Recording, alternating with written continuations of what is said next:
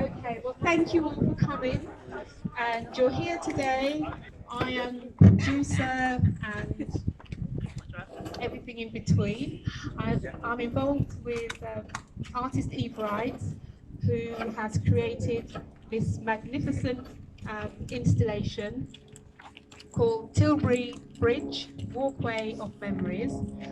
It's been conceived, created with the help of many, many contributors from Essex and across the country who have kindly donated a lot of their work, their photos, their documents, their stories, and we've created this wonderful journey that you will be able to experience from around 12 o'clock. So before I continue, I'd like to introduce some of our guests who we're really grateful to be able to have with us. The Deputy Left Lieutenant of Essex, Sidra Naeem, who is here, this lady. We have Madam Mayor, which is Councillor Sue Shinnick. We've got our MP, Jackie Dore-Price, and also, most importantly, we have our elders who are here amongst you. So please give yourself a round of applause.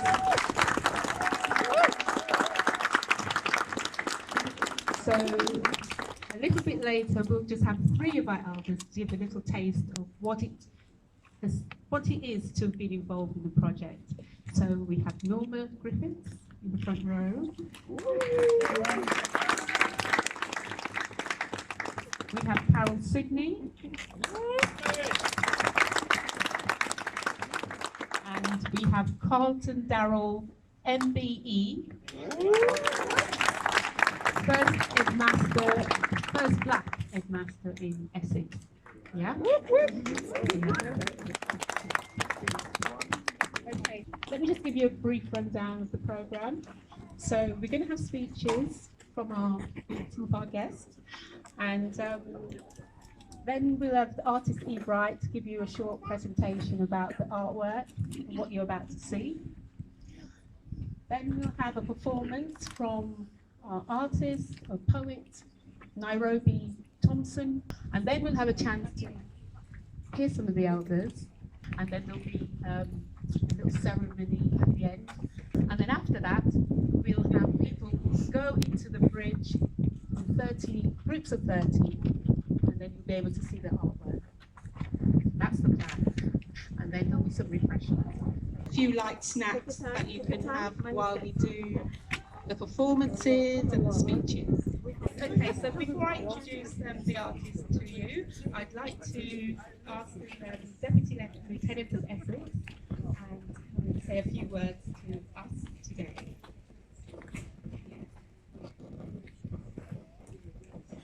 Good morning, and thank you very much for inviting me. Privilege. I am Sidra Naeem, Deputy Lord Lieutenant for the County of Essex. One of my roles is to promote charities, community cohesion, and encourage social enterprises and businesses. I represent the Queen's interests and dignity of the Crown in our county. The Queen, having been the head of the Commonwealth for 60 years, shows great love of her international family. It is lovely to be here to celebrate Windrush, so close to where the Windrush ship landed in 1948, bringing so many hopes and dreams from our families coming from the Caribbean.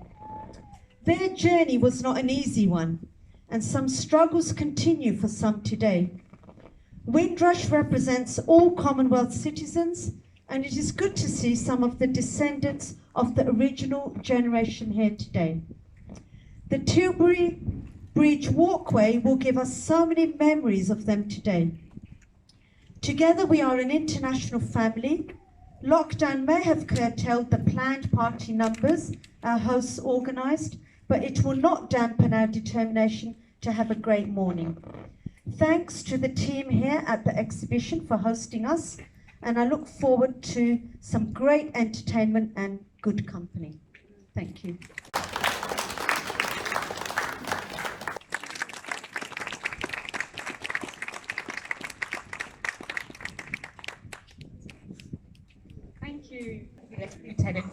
So finally, for this segment, I'm going to introduce you to the artist, artist Evewright, who created the installation, and he can tell you a little bit about his inspiration and why he felt it was important to create.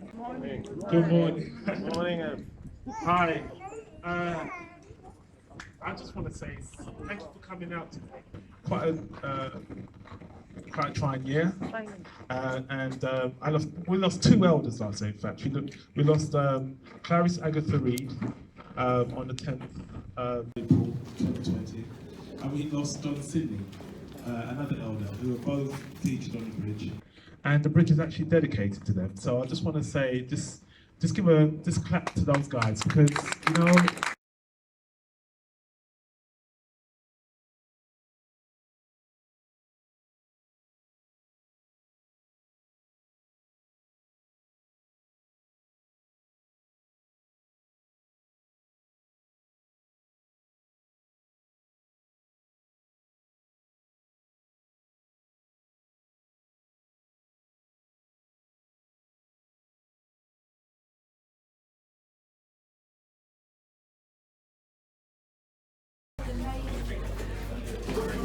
That's nice.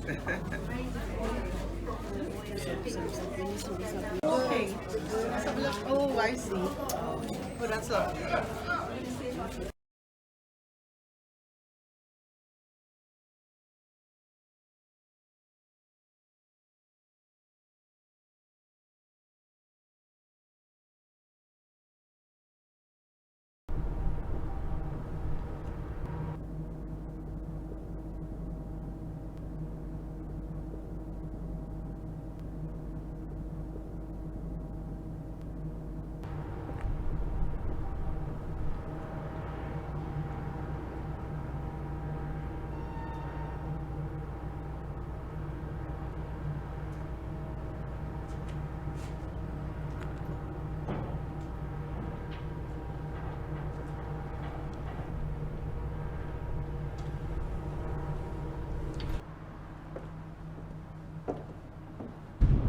We are in Tilbury. This is one of the main walkways where our Caribbean ancestors, when they arrived in the UK on the famous boat 1948 SS Empire Windrush, and this is one of the only walkways that has basically been untouched for definitely 70 years since the Windrush arrived. I'm the artist, Evewright, and I want to take you on a little tour. As you can hear humming in the background, that's a huge cruise ship which is parked here due to COVID, but essentially this has always been a port. It used to be the main entry point to Britain. Before Heathrow Airport, this is where you would land. You go through obviously customs, and this bridge takes you straight to the station, and from there you would take the train to London. But this bridge has never been touched. It's been a bit neglected. When I thought about doing an art installation for the Windrush, I just felt, why can't we do one in the location where the boat arrived? I mean, how lucky are we to still have this bridge? This bridge is actually a real interesting metaphor to the state of Britain. It's crumbling. Britain was falling apart. It was post-war. It was on its knees. It needed help. It needed to be rebuilt. And what did it do? It called to the Commonwealth. It called to Jamaica, Barbados, Trinidad, all the Caribbean countries, and say, motherland needs you, come to Britain. We got work here. And they called and we came. They've come to seek work in Britain and are ready and willing to do any kind of job that will help the motherland along the road to prosperity. This is an interesting symbol of that journey where we arrived. Let me take you briefly through a little tour. Start obviously with this window. This is the Empire Windrush. So I was more interested in who are the people that came on that boat. These two windows are quite interesting because these are images of a family that was left behind. So we've got like images of a family. We've got on this side, you've got tickets of passenger tickets. Children were left with grandmother to look after them. So I get the opportunity, I leave my children with my mother, and I come here in 1962. spouses left at home with children, children in nurseries. A lot of children were left behind. Just imagine your newborn daughter. You heard about the Windrush. You only got one chance to get on it. The ticket's there. You got to go. Just imagine that emotion, you know? You see the ship is moving away slowly, and you see your family, especially my mother and Gloria, and then they suddenly disappeared. It was horrible, really sad. To me, that's an untold story, the children left behind. Then we got the soldiers. It was post-war. So these are images of some of the soldiers that, look how young they were. That kid, the young boys, 20s, who were coming from the war. So they're going back to Britain to sort of like, okay, no work in Jamaica or Trinidad or Barbados. I'm going back to Britain. To come to England, well, that was a godsend. Well, I took the opportunity, and quite a few more of my mates took the opportunity to come back to England, because we thought more or less, well, England was in a state of rebuilding, and you'd get a trade or something to start your life. But when you come here, it was a different setup, different cup of tea, because being in uniform, you had accommodation, automatic accommodation, and you come here and all you could see, the signs, the boarding houses, hotels, no blacks, no Irish, no dogs. We've got Alfred Gardner. He's one of the Windrush portraits. This is from his passport, but this is 1948, so he was actually on the boat. He's one of the Windrush passengers still alive today, and there's only 6 alive. So I'm so honored to have him on the bridge. Time came, we heard the ship coming called the Windrush. He was off to Kingston straight away to book his ticket. I haven't been. I said, Papa, I heard it's a ship. And he said, yes, I've heard about it. Yeah. I'd like to go back to England, but I have no money. He says, all right. They'll meet me on to be on Saturday. Yeah, there was a lot of excitement. I mean, young lads coming off and meeting them. And some of them, as I said, were married men coming up. And yeah, I spent 6 months up here in Leeds as a civilian. So already, I'm hoping that as a living, breathing installation, I'm hoping that people get a sense of what I'm feeling. I'm feeling this bridge. I'm feeling a sense of, oh my God, this is where my parents, it all began for me and for everyone. It's amazing. It's just a really interesting feeling. So excited about it. So anyway, so as you go down the bridge, remember there's 72 windows and there's 432 panes of glass. So you can understand what this quite an adventure I've been on to do this installation. After the first 8 panes of glass, then you walk through a passport. What passport are you walking through? You're walking through the Jamaican passport, but it's not a Jamaican passport, it's a British passport. It's got Jamaica on it. We came here as British citizens to this country. And then if you look opposite, it says here the British Empire. You're part of the British Empire. These 2 windows, essentially you are a passport, essentially. You're walking through a passport barrier, but also it shows that this is the start in the sense that you're journeying to Britain. So you come with your British passport and you're walking through. I mean, this window's quite nice. It's like a stained glass, so you've got all the hustle and bustle, lots of noise, excitement, the clothes that we wore. We were dressed to impress, we're coming to Britain. This part of the installation is the arrival part of the installation. It concentrates on us arriving, what happened when we arrived, a little more insecurity, where to go. This is one of the roads in Brixton, SW9. It's called Summer Leighton Road. It's one of the places where a lot of West Indian Caribbean families arrived and stayed. And this is some of the images that I was managed to acquire. Straight off the boat, straight to that part. Everyone got that little note. This is where you got to go when you arrive. I want you people to get a sense of what's happening. On each window, I have a QR code. There's 22 sound windows. So with your mobile phone, log onto a QR code and you'll get a soundscape or interview or one of the people are still alive. I may have interviewed. This is Alton Watkins. That's his window. It talks his story. So this is a living and breathing installation. I was born in San Fernando, Trinidad, West Indies. So I decided I wanted to come to England. And the main reason for that is I wanted an education. I wanted to educate myself. And I knew coming to England, you could start from scratch. And I was very fortunate as well in that sense, because I was a trained printer in Trinidad. There was a saying that West Indians believed the streets were literally paved in gold. But for me, it was paved in gold, metaphorically speaking, because in every corner, in every town, there were lots of small printing shops. No, this is my home. We want to go anywhere else to live. England is home. They arrived, but in a sense they was restricted. My father especially, when he arrived at Britain and he experienced the racism, he didn't take too kindly as a proud Jamaican man, and there was a lot of friction. We were on our adventure when we arrived, for sure. It's a really nice window. This is Mr. McCullen.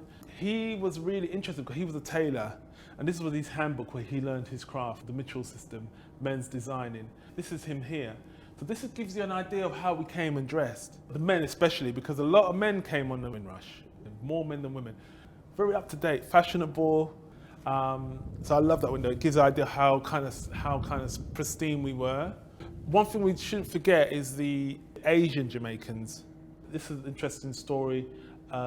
This Marcus Mackenzie, his mother arrived and she married an African Jamaican. So that caused a lot of conflict within the Asian community. She had 5 children. So this is a really interesting story. He tells his mother's story essentially, but they experienced internal racism within Britain. I wanted to have pointers to the fact that there was not only racism from white Britain, but also there was internal racism within Jamaica.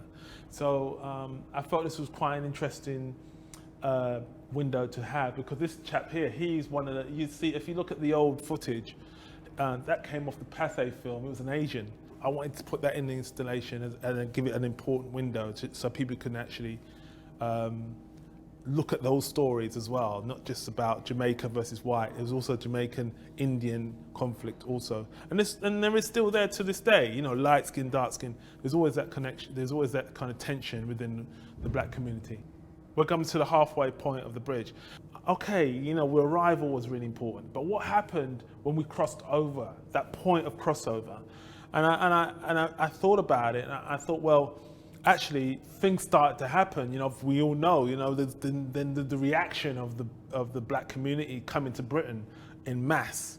Then there was the tension that took place, and I came across this really interesting footage from Pathé, and it's called Our Jamaica Problem. So it's interesting when you listen to the footage. Oh my goodness, we were a problem then.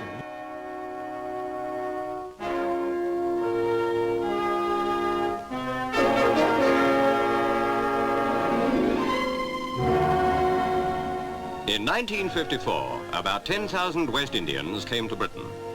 In 1955, it is believed another 15,000 will make the long journey. Already their coming has caused a national controversy, but one point must always be borne in mind. Whatever our feelings, we cannot deny them entry, for all are British citizens and, as such, are entitled to the identical rights of any member of the empire. It's a short 4-minute piece of sound, but it gives a little breakdown of, you know, the sort of the political tensions that was going on. So this part of the bridge becomes black and white. It becomes like black versus white in a sense. We talk about the tension within Brixton, because we've got this lovely image here which shows like 2 black women shopping. She's not necessarily thinking, oh, these black people, I hate them. But I just love that expression. That's the expression a lot of black people know. If you have a black person and white people look at you like this, you kind of know what they're thinking about. I come across that look a lot of times growing up, that sort of disapproval type look. Then we have the White Defence League here. So there's their discussion points as to the friction. That's reality. It wasn't all fun and games. There's serious stuff going on. But then when you look opposite the hostility, then I think you get to unity. You know, while that was going on, you get unity. We were getting married. Interracial marriages are happening. We were making our families, you know. We were thinking we're here to stay. We ain't going nowhere. And then, you know, there was lots of unification, things happening. Lambeth no colour bar dance. I mean, that's amazing, isn't it? And you have this white guy asking a black woman to dance. I thought it was quite a charming story. This is just me doing a little sketch, using a sketchbook of ideas, sketchbook of images, what people have sent me. I've put it together like a sketchbook in a way, like a family album. I want it to feel like we've gone into these lives of these individuals. 130 people sent photographs through. I've got the original 13 stories, what was recorded, that's on the bridge, but I've got another 25. Not all of them have arrived on the bridge, but some of them will arrive later. So I haven't put them all at once, but later on as the installation matures, I'll put some new stories on. So once you've gone past the black and white section of the bridge, now you're in Britain. Now you've transferred into Britain now, once you've crossed over that bridge. So what happens when we're in Britain? We start to integrate, take photographs. Okay, this was an interesting one. National health, of course. You know, we talk about key workers. We were the original key workers. And these are some of the images of that time. You can see the black people. That's integration. There was aggressive recruitment for nurses from Guyana and around the West Indies at that time. So off I went to Haroldwood. Then I got a job. Then I moved to London and then went to Claybury Hospital to work. And from there, I become a nurse and just working until I retire. I would like to go back to Jamaica to live actually, because this country is not like what it used to be. You know, still call people names and, you know, they didn't treat us fair anyway. So I would love to go back, but I'm too old now. This lady here, she was in Essex. She was Egna. She was the first of 2 midwives in Essex. And she had a daughter, Carol Sidney. She became, again, one of the founder midwives. We have a qualification here and everything else. Her certificate held it proudly. That's her.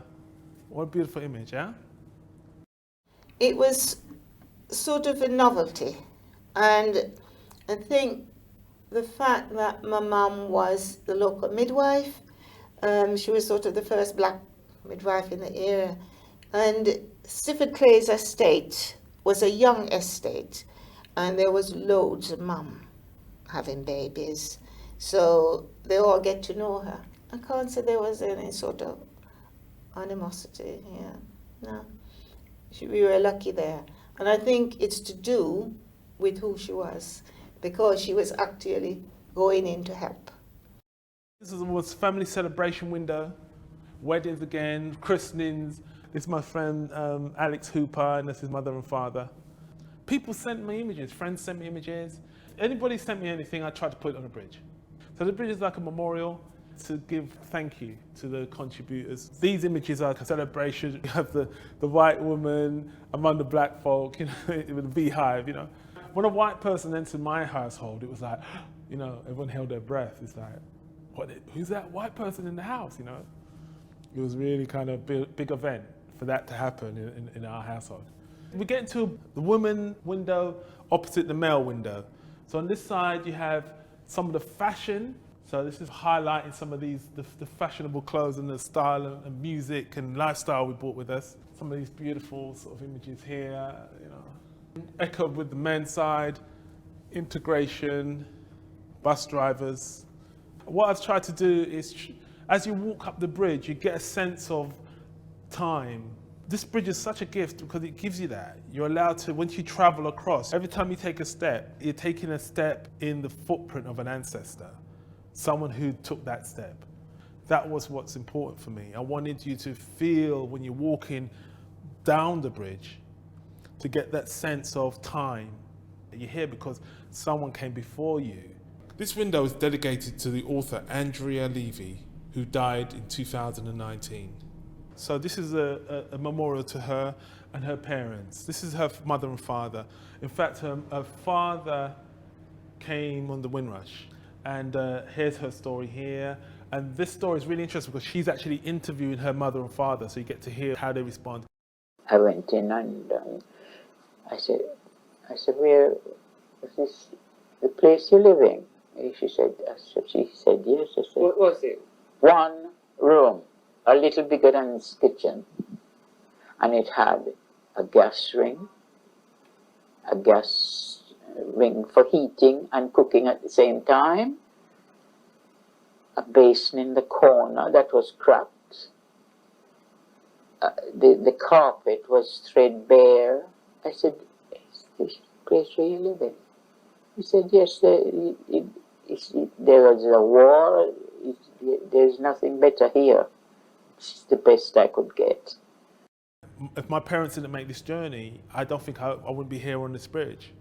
And, saying that, that's why there's images of me here, as a baby. And there's images of me with nannies. I was raised by a young white nanny, Jean. It's autobiographical.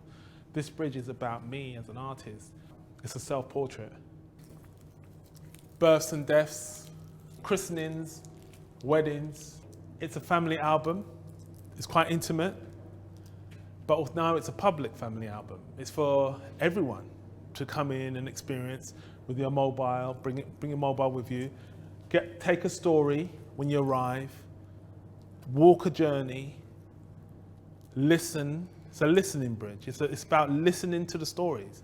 This bridge isn't about looking. It's important that you take a story when you walk on the bridge. And then when you finish with that story, take another, and then another. And all those stories you take, you can keep.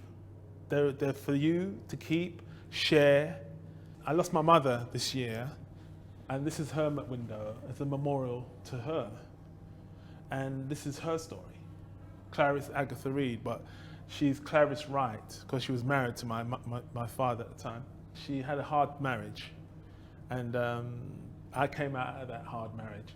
In fact, I'm in this portrait here. This is my godfather and godmother. My father is in here, Uncle Percy, my mother, my brother Delroy. This is my story as well. It's part of how I became an artist and why I became an artist. This is a really lovely, this is one of, as I said earlier on, the boy that got left behind, Calvin Richards. And it's quite interesting because there was a window here that was broken, and I kind of used it in the installation. You can see the cracks, and he's a boy that, unfortunately, he was left behind in Jamaica. But then he was brought to Britain. And then he went on a school journey, and he never came back. He drowned, unfortunately. And it was such a tragedy in the sense that I felt that he waited so long to be in Britain. His mother brought him over, and then she lost him again. And I wanted to give him a little window as a memorial, in a sense, because this tells you where he's buried in Birmingham. But really, more importantly, he's opposite his mother. So his mother's looking on at him. And I kind of felt it was really nice, that dialogue between those two windows. The windows have an exchange and they have a dialogue as well. There's a cross communication between windows. It's not one-dimensional illustrative linear journey. If you spend time with an art piece, you find that there's an interchange, an exchange. And this is one of those, which I point out, the mother and child. But we're coming to the end of the bridge now. So the end of the bridge is also the beginning. So you still have Alfred Gardner again now, the guy, the person I spoke to you about earlier on. This is where his story is. He's at the end. So he's at both ends in a sense. So this way you can get his full story. So I put him at the beginning of the bridge going down. The bridge becomes full circle. You know, the beginning becomes the end becomes the beginning. So for a man who wouldn't learn history, for a man who is apparently making, I wouldn't learn history. But now I hear that, I mean, I'm history. You're history, you're making history. You made history. Yeah. The Windrush was the first of many, not the only one. There was a whole series of exchanges between the Caribbean and Britain. Alan Wilmot at the end, and we come back to where it all began, in a sense, the Caribbean takeover. This is the story that you're walking through other people's lives, other people's stories. A proud portrait of my community. And I'm excited about it. I'm really excited about this piece of work. You can come and enjoy it. Please come. Come to Tilbury Walkway of Memories.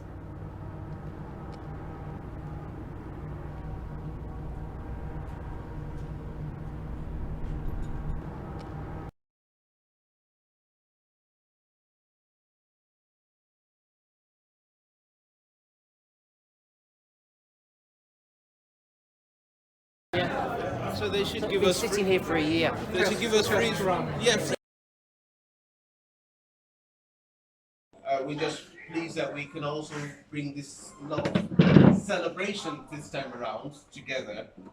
Our theme for this is that we are one community. Deputy Lord Lieutenant, hello, Madam Mayor, councillors, all protocol duly observed. And all the guys from this morning, and over there. Hello, hi. Hello. Been a long day for you guys, hasn't it? It has indeed. A long week, isn't it? A long week, yeah. Yeah. We've been in Tilbury. I love the Tilbury family here. We've been with some school children, 300 school children on Tuesday. Wow. Opening up the bridge.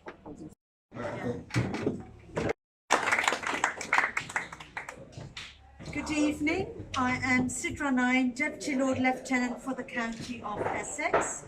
I am proud to be the first person from the BAME community to be appointed this special role. I represent the Queen's interests and dignity of the Crown in our county. The Queen, having been the head of the Commonwealth for 60 years, shows great love of her international family. After the war, the British invited black people to come and help rebuild Britain. Thousands of black people arrived from Commonwealth countries. It was lovely to be part of this morning's events at the place where the Windrush ship landed in 1948. Windrush represents all Commonwealth citizens, and it was good to see some of the original generation. The Tilbury Bridge walkway gave us so many fascinating memories of them today. It was people of colour that kept the nation moving, and this can still be seen today on London's transport. Black people are still pivotal in our NHS, sports, music, and hospitality industries. Black people have died for our country, boosted its economy, cared for its people, and produced some of its greatest athletes. It is the legacy of immigration that has built the country to achieve its successes. Thank you to the team here at the World's End for hosting us. I look forward to a night of nice food, entertainment, and good company. Ladies and gentlemen, please rise and join me in a toast to Her Majesty the Queen.